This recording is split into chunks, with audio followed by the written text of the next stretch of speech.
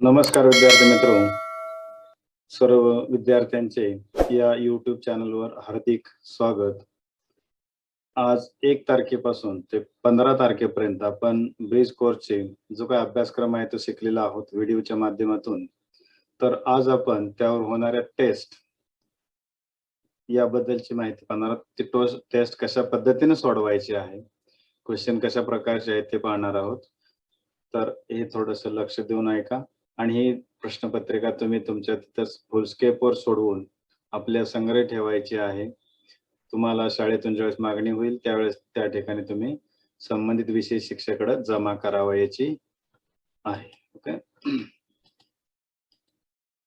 मग bridge course test bridge course day 1 to 15 म्हणजे 1 ते 15 दिवसामध्ये झालेल्या ब्रिज कोर्स वरती ही आपली टेस्ट आहे. जो आजचा डे आहे तो 16 आहे. 16व्या दिवशी आपल्याला टेस्ट घ्यायची होती. 1 तासाचा वेळ आहे. मार्क आहे त्यासाठी 15. पहिला जो क्वेश्चन आहे तो first question, choose the correct alternative answer for the question given below. ही परीक्षेमध्ये सुद्धा 4 मार्काला विचारलं जातं 10वीला बोर्डाच्या परीक्षेला. त्यामध्ये तुम्हाला फक्त अल्टरनेट ऑप्शन लिहायचे असतात तिथं. मग if A set A contain elements A, B, C, D, E, F, G, H, B, A, C, E, C, A, E, I, D set आहे G, H, I, then which of the following statement is true? तर यातलं statement कोणतं true आहे? C is subset of A. Subset means all elements of the C in A. In C, A, A. E, E, I हा element या A मध्ये नाही, याचा अर्थ C is not subset of A, म्हणजे first statement is wrong. Then next, B is a subset of A. तर B मध्ये बघा, चेक करा, ए या ठिकाणी आहे, सी आहे, ई आहे या ठिकाणी, म्हणजे all elements of the set B in a element set A. Therefore, the set B is a subset of A, and this answer is correct answer. Okay. That means option B. The next example, a transversal intersect two parallel lines. If the measure of the one of the angle is 40, then the measure of its corresponding angles is 140, 80, 50 and 40 degree. आता या ठिकाणी पहा, parallel line आणि त्यांचं transversal आहे, त्यातून तयार होणारा जो अँगल हा जो आहे तो 40 चा असेल. ओके. आणि हा त्याचा करस्पॉन्डिंग अँगल विचार तो सुद्धा कितीचा असणार आहे? 40 चाच असणार आहे, कारण corresponding angles, pair of corresponding angles are congruent. Okay. या टेस्ट म्हणजे ऑप्शन कुठला आहे या ठिकाणी? डी ऑप्शन बरोबर येईल. म्हणजे 40 चा असेल तर तो कितीचा असणार आहे? 40 चाच असणार आहे. ओके. म्हणजे option D. Next question 3, what is the coefficient form of polynomial 2x square minus 5x plus 12? First 2 minus 12, B option 2 5 minus 12, C option 2 5 12, D 2 minus 5 minus 12. तर यात स्टँडर्ड फॉर्म मध्ये आहे का पाहायचे, बघायचं. 2 1 0 आहे, म्हणजे त्याचे कोएफिशिएंट फॉर्म मध्ये काय येईल? याचा कोएफिशिएंट 2 या सेकंड टर्मचा कोएफिशिएंट -5 आणि लास्ट 12. आता हा ऑप्शन कुठं आहे पहा, 2 -5 12, म्हणजे फर्स्ट ऑप्शन जो आहे तो करेक्ट आहे या ठिकाणी कोएफिशिएंट फॉर्म मध्ये, म्हणजे option A. Okay. Two parallel lines are intersected by transversal. If the measure of one of the interior angle is 50, then the measure of other angle is. आता त्याचाच इंटेरियर अँगलचा अदर अँगल कितीचा असेल तो काढायचा. Interior angles are supplementary. Means suppose this angle is 50 and find the this angle. Interior angle म्हणजे measure of interior angles is 180. 50 plus is second angle A equal to 180. Therefore, angle A equal to 180 minus 50 equal to 130. म्हणजे तो दुसरा angle कितीचा असणार आहे 130 जाईल. म्हणजे option number बी option या ठिकाणी करेक्ट असेल. म्हणजे तिथे या ठिकाणी आपला जो पर्याय तो काय येणार आहे बी पर्याय येईल. ऑप्शन बी येईल.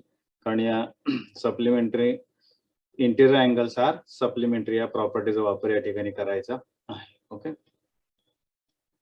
Question number 2 solve the following sub question mark 3. हा 1 मार्काचा क्वेश्चन आहे बघा. When two different lines intersect each other how many point are in their intersection. Intersection हा two lines are intersect each other, then there is one and only one point common between these two lines. Therefore, one and only one point. हा intersection त्याच्या वनच point असणार आहे. L आणि M हे intersect झाले P या point मध्ये, तर इथं one and only one point असेल. One and only one point. Okay. One and only one point. Next question. Point Q is the midpoint of segment PR. If PR equal to 8, then find the length of PQ. म्हणजे PR and Q is the midpoint. त्याचे आपल्याला दोन equal part करायचे आहेत. Okay. हा total जो आहे तो 8 चा आहे. म्हणजे आपल्याला किती होणार, दोन समान भाग केले तर PQ इक्वल टू काय पाहिजे, PR equal to 8, PQ equal to 1/2 PR. PQ हे दोन इक्वल पार्ट आहेत. म्हणजे PQ ची व्हॅल्यू जी असणार आहे ती PR च्या हाफ असेल. म्हणून PR equal to Q is the mid point of PR. Therefore 1/2 PR equal to 8. 2 as 4 8. Therefore PQ equal to 4. म्हणजे PQ ची व्हॅल्यू किती येईल या ठिकाणी 4 येईल. Okay.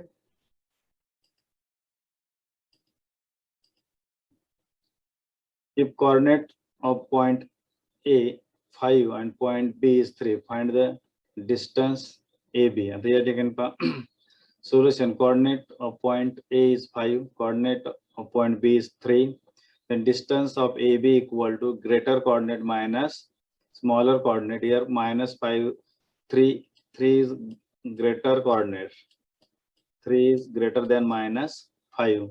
Therefore distance AB equal to 3 minus 3. Therefore 3 is greater than minus 5. Therefore 3 minus plus 3 plus 5. Therefore distance AB equal to 8. Distance AB equal to 8. या पद्धतीने आपल्याला काढायचं हा फॉर्म्युला वापरायचा आहे.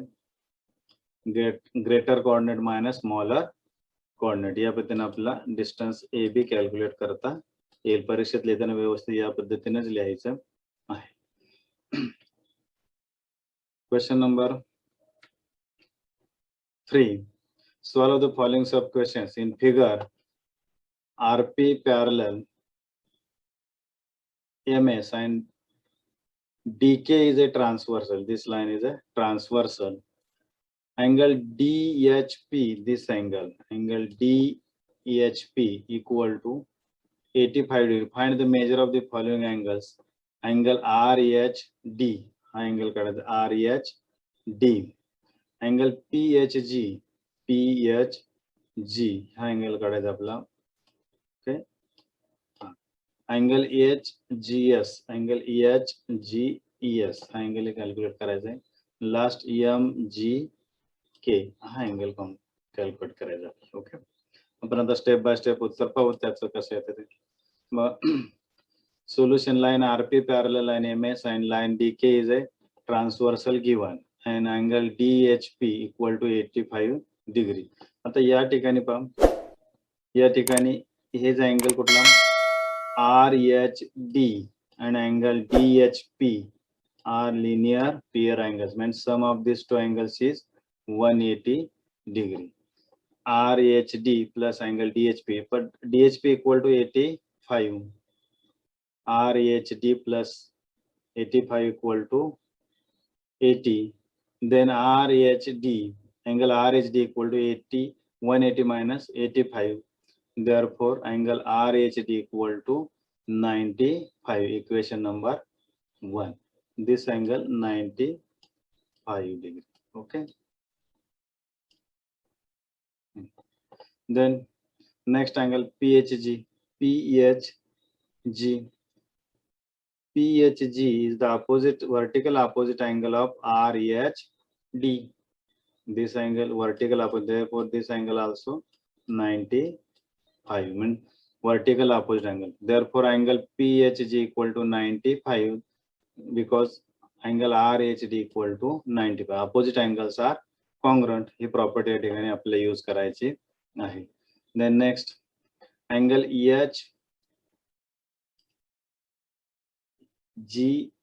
EHGS equal to angle DHGS equal to angle DHP.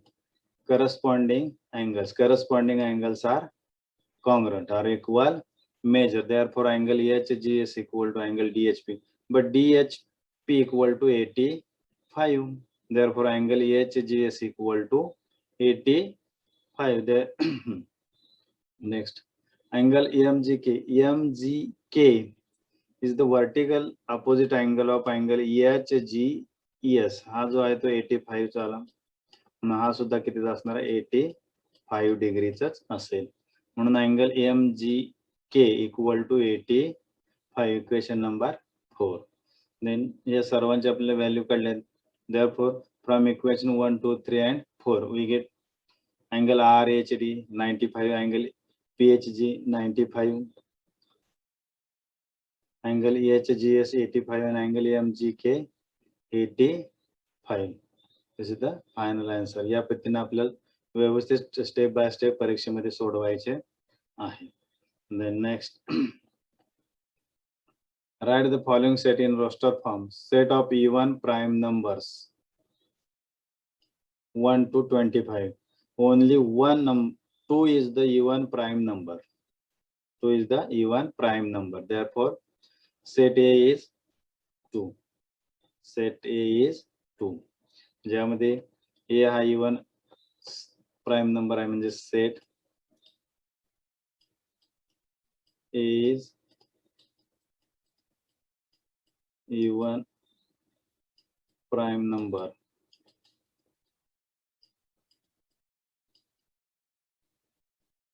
Okay, हा even prime number, त्यामध्ये 2 हा एकच नंबर असा आहे की तो इवन आहे, सममूळ संख्या. थोडक्यात सममूळ संख्या, म्हणजे त्याचं उत्तर काय लिहिलं equal to set A is 2 येईल. Only 2 is the even prime number. Next, if angle B is empty set, then number of elements in B. If empty set, there is no element, therefore number of elements in B is 0.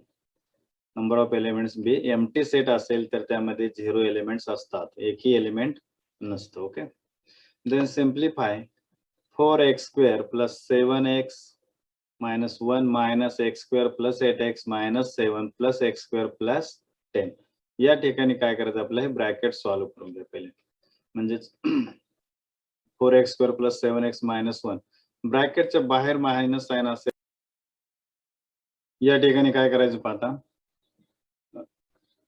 Index J आहे ते bracket solve करून घेतले आपण. 4x square plus 7x minus 1. आता इथं minus, ब्रॅकेटच्या बाहेर minus sign असेल, आधी साइन चेंज होतील, म्हणजे मायनस x square प्लस आहे तिथं मायनस 8x मायनस आहे plus 7 plus x square plus 10. आता इथं अरेंज करा लाईक टर्म्स. लाईक टर्म जे आहे ते अरेंज करायचं आपल्याला. 4x square x square minus x square आणि x square या इथं एकत्र करायचं. then 7x minus 8x, these are like term. minus 1 7 and 10, minus 1 7 10. x cancel, 4x square minus 8x plus 7x minus x minus 1 plus 7 6 plus 10 16. This is the simplified form of the 4x square plus 7x minus 1 minus x square plus 8x minus 7 plus x square plus 10. Okay. Next example, simplify 3 into square root 2 plus 8 into 8 square root 8 minus square root 50. Solution 3 into square root 2 plus square root 8 minus square root 15. या ठिकाणी काय करायचे, हे spell करायचे, रॅडिकन spell करायचं. काय होईल पहा, 4 into 2 आणि हा जो आहे तो काय होईल 25 into 2. Okay. Then 3 into square root 2 plus this radicand is split in two parts, 2 into 4 minus 50 spell करा 2 into 25 याचा स्क्वेअर रूट 2 येईल, याचा 5 येईल, म्हणजे 3 into square root 2 plus 2 into square root 2 minus याचा square root 5 into square root 2. Square root 2 common येईल. Okay, म्हणून 3 plus 2 minus 5, 3 plus 5 minus 5, 0 into square root 2. Therefore final answer is 0. या पद्धतीनं हा पेपर आपला सॉल्व करून झाला.